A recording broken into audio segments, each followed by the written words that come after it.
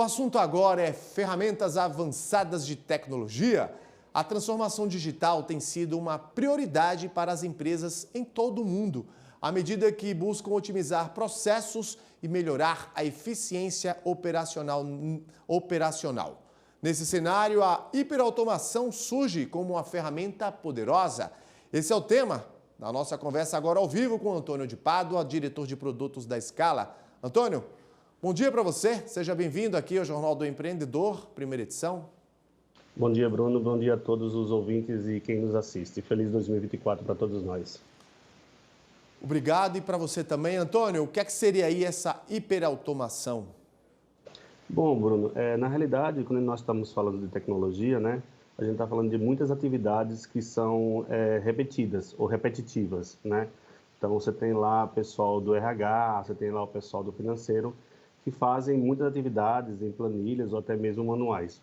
Quando estamos falando do conceito de hiperautomação, nós estamos falando do conceito de entregar tecnologia para que essas atividades repetitivas sejam feitas através de robôs, né? Ou através de tecnologias que vão executar essas tarefas. Então, de uma forma bem resumida, hiperautomação significa a execução e a automação dessas atividades repetitivas. Seja ela uma folha de pagamento, por exemplo, seja ela uma aprovação de despesas de viagens e por aí vai. Nesse caso aí, não temos limites para essas atividades. E por que as empresas devem investir em hiperautomação, Antônio? Primeiramente pelo fato da produtividade, né? Você termina ganhando produtividade quando você executa essas tarefas de forma muito automatizada, ou seja, há tarefas que podem demorar em torno de 2 ou 3 horas ou até um dia, elas podem ser executadas em questões de minutos. Esse é um primeiro ponto. O segundo ponto seria a questão da diminuição de erros humanos, né? A gente como humanos, né, a gente tem essa característica de a gente poder falhar, seja numa digitação errada de um número, seja num processo de aprovação. Então, isso também requer certas atividades que precisam ser tomadas muito cuidado. Por exemplo, uma aprovação de uma despesa financeira pode sair da casa de milhares para a casa de milhões. Isso tudo por uma questão de erro humano, onde a automação, na realidade, resolve esse problema porque ela enxerga dados, né, de forma mais abrangente, com a capacidade de processamento muito grande. Além de aumentar a produtividade, ela simplifica, então, os processos e reduz os custos operacionais. Exatamente, Bruno. Na realidade, o que acontece é, quando você vai implementar um processo de hiperautomação numa empresa, a primeira coisa que você analisa é exatamente isso que você falou, a questão dos processos. Os processos são bastante importantes. Se nós não tivermos processos muito bem definidos, a capacidade de você implementar uma solução de hiperautomação, ela é muito difícil de ser implementada. Então, o primeiro ponto, isso que você falou e eu repito, é de fundamental importância. Entender o processo é muito forte. Nessa questão, os custos operacionais caem, exatamente como você falou também. Na hora que eu tenho robôs ou atividades sendo automatizadas, eu termino reduzindo os meus custos operacionais. Isso me libera, enquanto empreendedor, para que eu foque exatamente no meu negócio. O meu negócio é o mais importante nesse processo, né? O meu cliente é o mais importante. Quanto mais rápido eu puder atendê-lo e com mais eficiência e com menos custo, eu posso ter preços competitivos e automaticamente satisfação maior desse cliente para mim e para a minha empresa.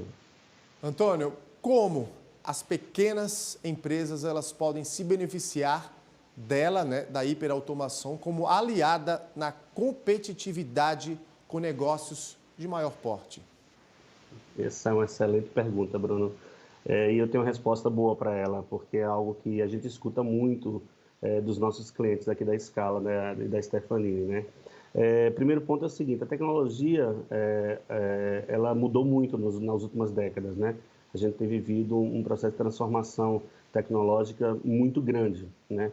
Então, com o advento da cloud computing, por exemplo, os preços baixaram muito e o acesso à tecnologia baixou bastante, né? Então, o grande diferencial hoje que a gente achava assim, a tecnologia na área de hiperautomação só são para grandes empresas que possam executar grandes atividades. Não, isso é uma falácia hoje em dia. A gente já tem hoje tecnologias bem acessíveis para pequenos e médios empreendedores, né? A gente tem canais aí que atuam fortemente nessa área de apoio a esses empreendedores de médio e pequeno porte, fazendo com que a tecnologia chegue mais acessível para eles, né?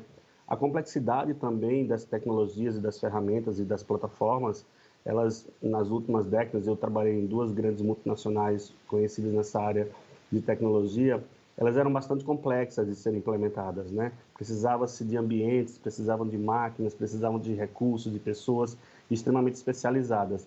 Hoje, a gente tem feito acessos a pequenos e médios empreendedores, por exemplo, pequenos e médios empresários, onde o próprio conhecimento não técnico, especificamente desses empreendedores, tem feito grande sucesso. Hoje a gente consegue implementar essas tecnologias sem ter conhecimentos técnicos bastante aprofundados, por exemplo.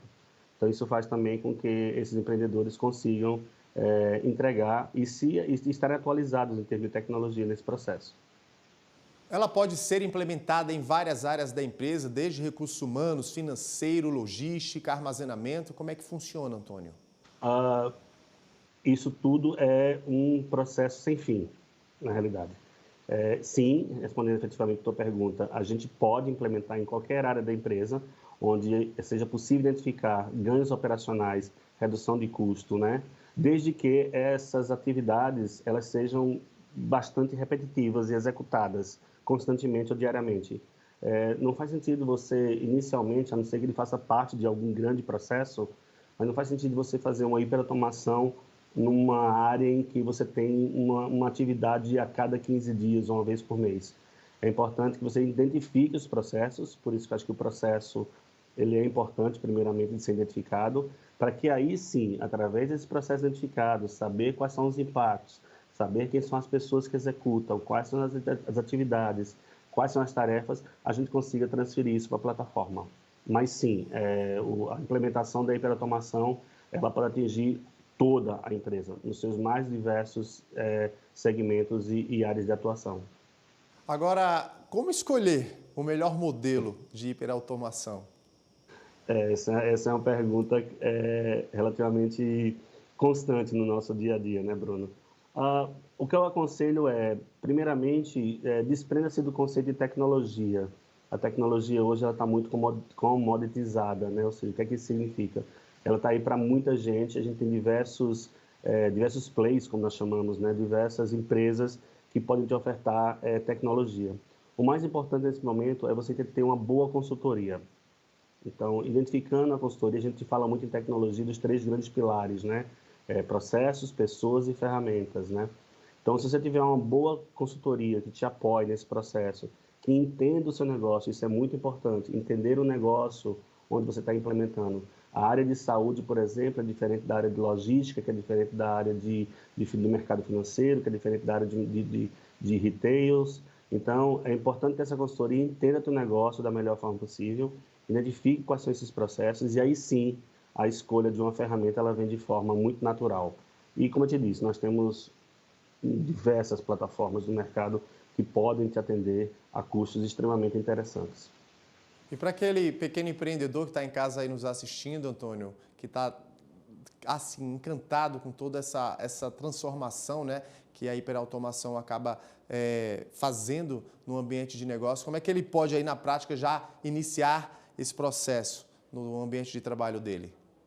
Eu particularmente sou muito suspeito para falar de hiperautomação, porque é uma das coisas que eu mais gosto de trabalhar aqui na empresa onde eu represento, a área de vendas. A gente tem feito muito trabalho nessa área de hiperautomação e com muito sucesso. Primeiro ponto, Bruno, é identificar qual é a sua real necessidade. Eu acho que a gente usa muito a palavra, na área de vendas, a palavra identificar a dor do cliente, né? Então, primeiro, eu acho que o primeiro ponto que ele tem que entender é onde é que eu estou perdendo dinheiro em termos de produtividade, onde é que eu posso reduzir custos, né? Para um pequeno empreendedor, a redução de custos e a eficiência operacional, ela é muito forte, ela reflete diretamente no dia a dia deles. Diferentemente de você ter ganhos em alguma empresa, por exemplo, em grande ou média empresa, você vê isso daqui a 3, 4 meses, por exemplo, né? No pequeno empreendedor, você tem isso de forma imediata. Então, o primeiro conselho que eu dou é identifique qual é a sua maior necessidade hoje. Ao identificar a necessidade, entenda que o quanto ela vai te trazer de benefícios, né?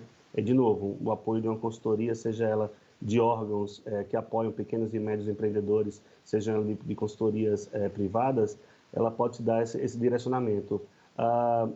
Conselho de quem trabalha há mais de 20 anos em tecnologia, não tente fazer sozinho, até mesmo porque essas empresas ou esses órgãos que apoiam pequenos e médios empreendedores, eles têm muita prática no processo. Então, a implementação vai ser muito mais facilitada, vai ser muito mais fluida do que você tentar isso sozinho. Mas o primeiro ponto é identificar a sua maior necessidade. Onde é que eu hoje tenho um investimento maior, seja de pessoas, seja de burocracia, que eu possa minimizar e fazer essas questões operacionais. E daí você segue nessa jornada que eu te falei, de ter alguma instituição ou algum órgão que possa te apoiar no processo. Antônio, a princípio parece ser algo muito caro, mas o empreendedor quer saber qual é o custo de tudo isso? Que custo seria? A ordem de valores ela varia muito, tá, Bruno? Eu estaria sendo leviano se eu te desse uma ordem de valor mínima. A gente tem projetos aqui que custam R$ 20.000, há projetos que chegam na casa de centenas de milhares de reais. Vai variar muito em relação ao processo que você vai automatizar, por exemplo, quantas áreas vão estar envolvidas, quantas atividades vão estar envolvidas. A gente faz negociações, inclusive, do tipo, não necessariamente financeira, mas do tipo, se você te reduzir 60% do seu gasto nessa área, quanto você me paga de uma taxa, por exemplo, de ganho. Os modelos comerciais variam bastante, né? Mas, como eu te falei, o mais importante nesse processo é você identificar, ou você até começar pequeno, isso é importante de se falar, né? Não tenha, pela hiperautomação, não tenha a ambição de começar grande. Você pode começar numa área muito pequena. Os custos hoje, principalmente como eu falei de cloud computing, têm favorecido essa hiperautomação desses processos, mas a gente pode chegar na casa de alguns milhares, alguns mil reais até centenas de milhares de reais, como eu te falei. Depende muito da abrangência desse processo. Perfeito, muito enriquecedor e esclarecedor. Antônio de Pádua, diretor de produtos da Scala. Quero aqui agradecer sua participação conosco ao vivo no Jornal do Empreendedor, primeira edição. Bruno, muito obrigado pela oportunidade e espero que todos adotem a automação e vejam o quão eficiente e o quanto de redução de custos isso traz para as empresas. Estou à disposição, sempre que convidado estarei aqui presente. Muito obrigado e bom dia.